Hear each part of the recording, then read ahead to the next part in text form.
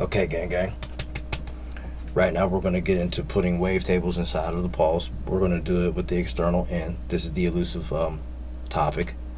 In this little hack, you can kind of make it a polysynth using the processing of oscillator 2, because oscillator 3 has to be the external source in.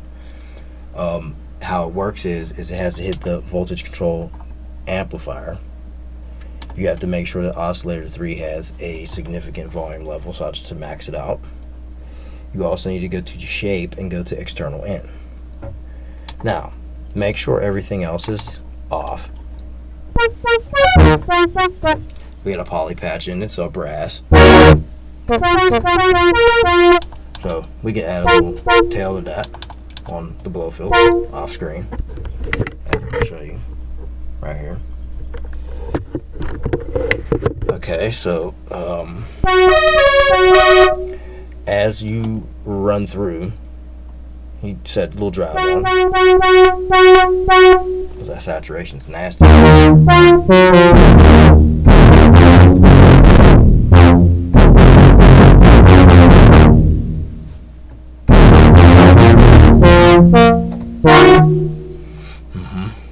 I like it.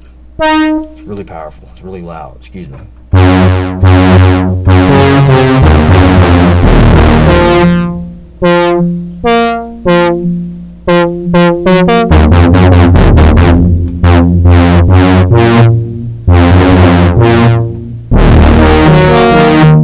Okay, so we're using a hyper oscillator wavetable. This is how you would have to get the wavetable inside of the pulse. You have to play it through it. That's the only way. You can't download it or whatever. That'd be dope, right? But it's an analog synth that doesn't do that. And then this is how it becomes a polysynth, because you're using external through the oscillator, which a Blofeld is poly, but we can make it mono. So how you kind of actually make it hardware mono?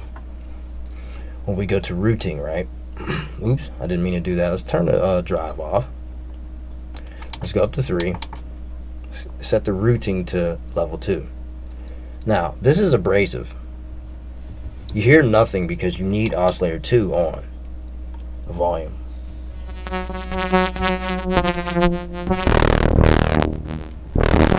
So it's kind of like a maybe oscillator FM type of thing, or a ring mod. And I do that with the quotes. But it's poly.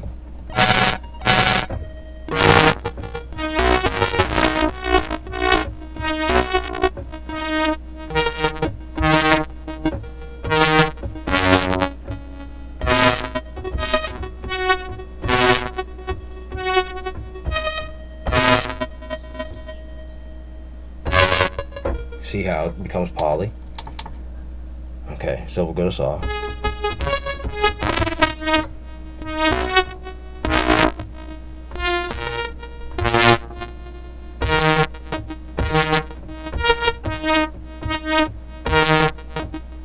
It's a very, very, very harsh thing to do when you do that. And as you add in more, it just is, oh, let's turn it down before I do that.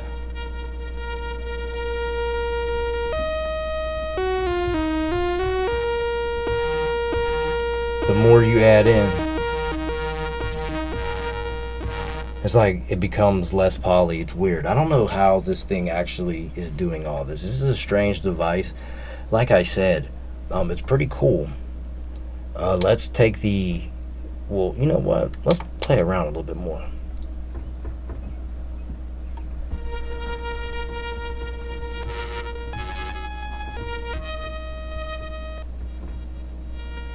Pulse width works.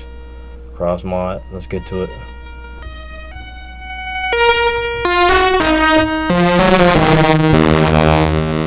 I mean, it has like its own type of signature sound. So let's take the routing back to the mix. So, like I said, processing through the facilities of the inside of the circuitry. So we'll go to LFO.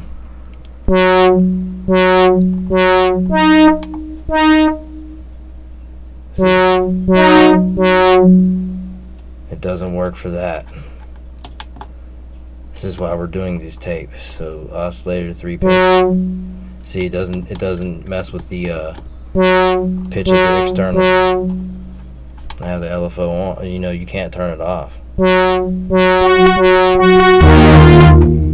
But I mean, like I said, I just wanted to walk through how it works. You know, on here you can control the tail.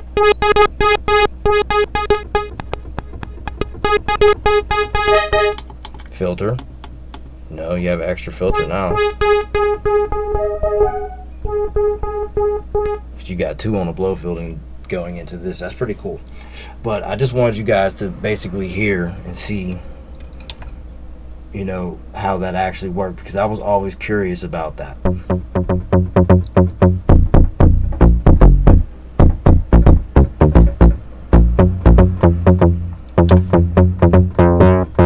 And all this.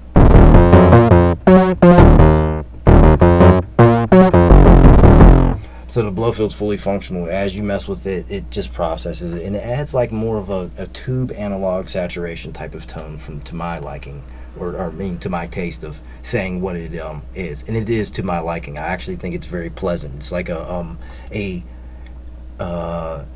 gooey distortion, really round and fuzzy and warm, and just like a hot analog signal. I like that. I like the fact that it can do that, at least.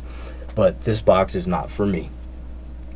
Okay, I just wanted to run the drill and show how it worked. I'll probably shoot another tape with it. We'll design some stuff and screw around a little bit more. But I don't know.